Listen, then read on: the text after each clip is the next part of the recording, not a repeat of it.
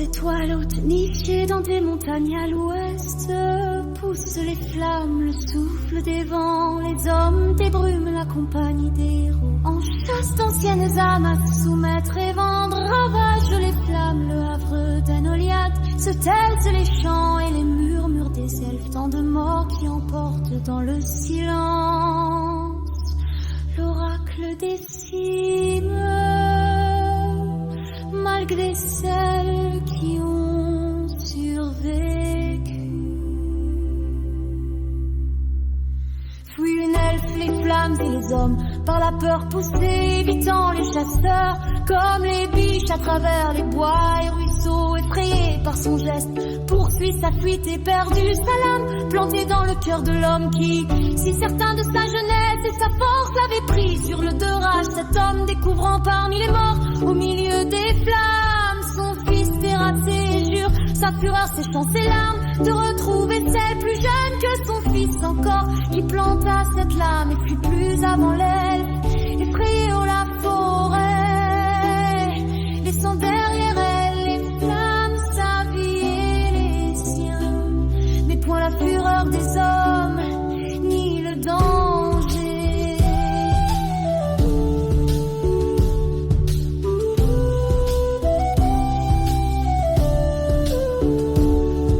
Bien folle est la proie qui dans la fuite espère quand du ciel des yeux attentifs la guettent, flaire sa trace, les chiens sains comme la piste, du haut d'un col les voix, meurt l'espoir qui l'anime, mais fuit encore, espérant perdre dans la nuit malgré son harassement, les yeux qui la traquent, mais sans répit ils suivent, même les astres contrarient sa fuite, l'étincelante éclaire la chasse qui triomphe, quand par-dessus les montagnes le soleil lui-même vient éclairer la scène d'une elfe gisant blessée, épuisée aux pieds des hommes qui célèbrent déjà l'Oulalie.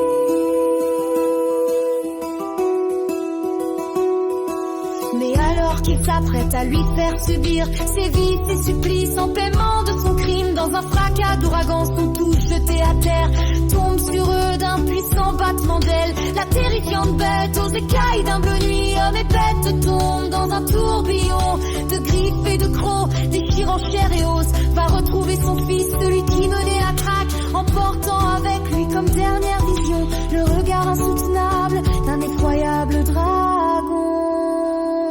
Au milieu du carnage ne peut fuir l'elfe blessé, sur qui se penche alors la tête de la bête, le sang des hommes coule de sa gueule sur ses hardes et sa tête, noyant même ses cris de terreur, et pour sa vie l'elfe implore et supplie, la fixe l'impitoyable dragon semblant placé dans la balance de ses desseins et désirs, l'insignifiante et appétissante créature ouvre la gueule, ses yeux dans les siens pour lui dire ces mots, proposant un pacte.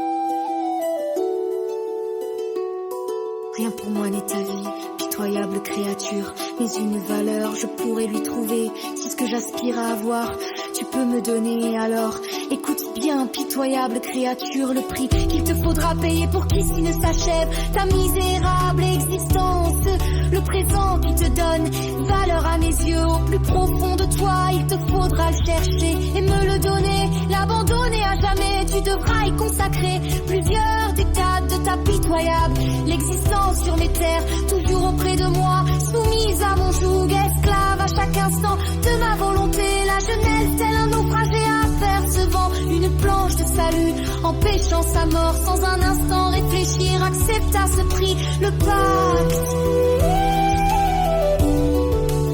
que certainement aucune elfe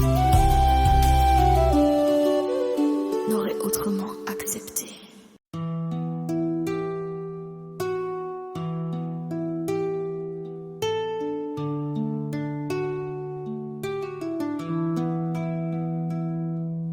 De la forêt aux étoiles, ce languit l'elfe Seul dans le silence qui chaque jour lui pèse, lui manque même la présence oppressante de son maître. Parti cette fois, pas comme chaque jour en chasse, mais pour un plus longtemps l'abandonnant. 3 années ont passé dans l'antre de la bête. Elle souffre tant du silence, du désir de voir un autre être, une présence. Tant lui manque la voix de son père, les chants de sa mère, que chaque jour qui passe, elle peine à se rappeler. Sur une île isolée, perdue, presque inconnue, de la mer, des brumes entre les 2 grandes terres, se préparent 3 grandes nefs à sillonner les cieux. Une nouvelle chasse va mener la compagnie des héros dans les montagnes à la recherche d'une cité cachée. Ruines et flammes s'abattent sur les nefs et leurs équipages, du ciel s'est abattu le fléau. 3 redoutables dragons, un grand bleu et 2 autres à la cuirasse verte traque sans merci. Tout être qui sur 2 pieds marche, qu'il soit guerrier ou simple membre de leur famille. Seuls de femmes captives, rescapées du massacre, échappent pour un temps à l'holocauste des dragons. Ceux-là sont maîtres de cette terre sur laquelle ils comptent accomplir leurs incroyables desseins. Mais que quitte le grand bleu, retournant à ses airs.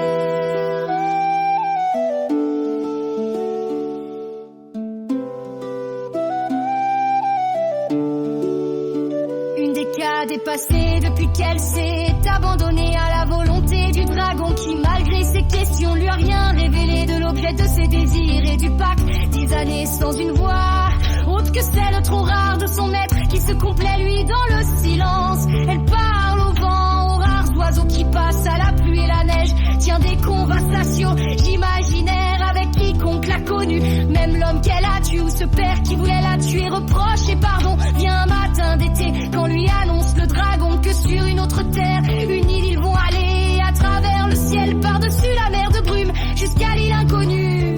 Le dragon l'emporte.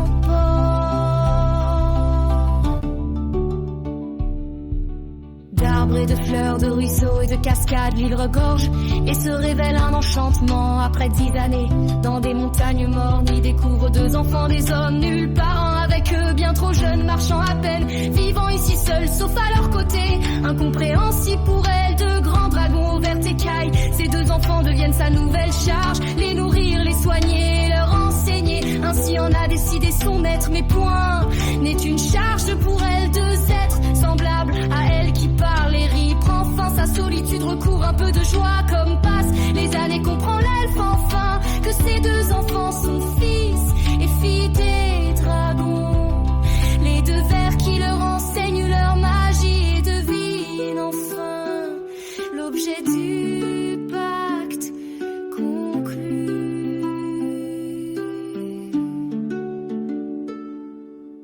3 décades ont passé, à nouveau le silence lui pèse, et ces dernières années lui furent plus amères, car avec leur père ont pris leur envol, partis à jamais sans un adieu. Les 2 enfants dont elle fut la tutrice, leur voix lui manque, même si depuis leur maturité, ils ne voyaient plus en celle qui remplaça leur mère qu'une simple et pitoyable servante, alors que était Seigneur du ciel, fils et fille de dragon.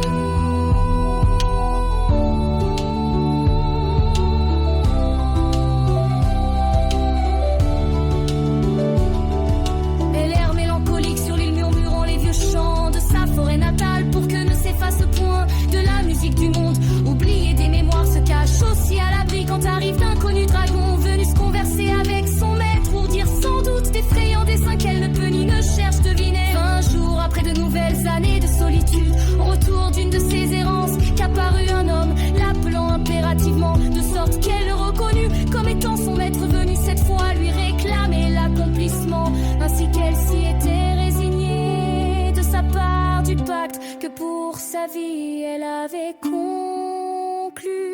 Quelquefois dans leur vie peuvent les grands dragons prendre forme humaine pour perpétuer leur essence. Ils prit possession d'elle, l'imprégnant de la magie de son être, sans amour ni passion ni désir autre que celui qu'elle enfante bientôt, le fils ou la fille qui pourra en de futurs temps accomplir ses malicieux desseins. Tant était grande la magie du dragon que mêlée à celle qui demeure bouillonnante ou somnolente dans le sang de chaque elfe, elle dépasse à ses espérances lorsque l'elfe donna le jour à non un mais 2 enfants de son géniteur. L'aîné prit pour lui la plus grande part, suivant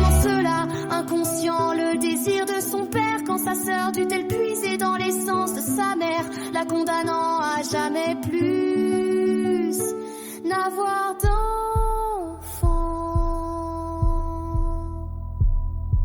Leur trouver un nom qui dans le monde des hommes serait le leur. Lui commanda le dragon, s'occupant lui de les nommer selon sa propre espèce. Non secret qu'elle-même jamais ne pourrait connaître. Au nom de son père et sa mère, elle pense d'abord, mais ne sait quels seront le destin et les actes de ses enfants, guidés par leur formidable et sauvage père. Et ne veut pas mêler le nom de ses parents aux faits, et peut-être méfaits de ses propres enfants. Car Erwin est le nom qu'elle donne à son fils. Ciel d'azur, il signifie dans la langue des elfes, rappelant par ses mots son père, un seigneur du ciel. Et Nirnet, celui de sa fille, nom qui souvent évoque une pluie diluvienne, mais qui rare ceux qui le savent, signifie aussi dans l'ancienne langue de son peuple, attaché aux étoiles, des larmes de compassion. Fini le temps de la solitude, ses enfants occupent chaque instant de son temps, chacune de ses pensées qui aussi se tournent vers leur père et ses projets. Elle veille à tous leurs besoins pendant 2 décades, seule à s'occuper d'eux, comme oubliés de leur père qui lui veille et attend que vienne son temps. Ces années enchanteresses lui rappellent le temps aujourd'hui perdu de sa vie d'antan auprès des siens, observant les étoiles, écoutant les messages célestes qui inspiraient leur danse et leur chant.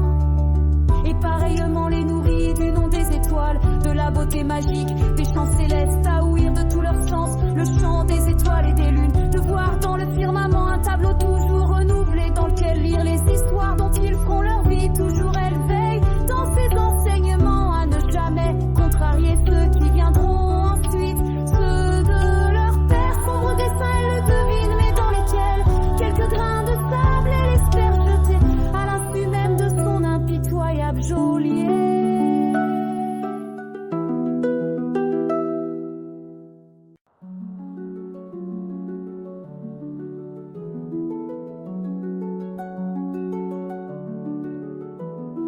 Côté, plus d'une vie d'homme elle va demeurer, même quand après 3 décades assez grands ils sont pour voler de leurs propres ailes. Toujours là elle est assez proche pour qu'ils sentent sa présence et perçoivent ces chants légers auxquels leur père ne prête nulle attention, incapable de percevoir que ceux-ci portent la graine du souvenir de l'amour et de la tendresse que toujours leur porte leur mère.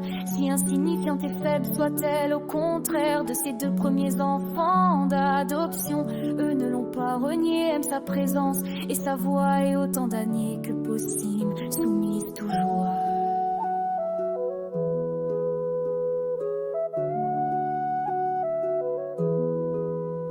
À la volonté de leur père, elle veut profiter de leur présence auprès d'elle, craignant aussi en son fort intérieur que leur père, une fois elle inutile, ne renie sa parole et la fasse disparaître.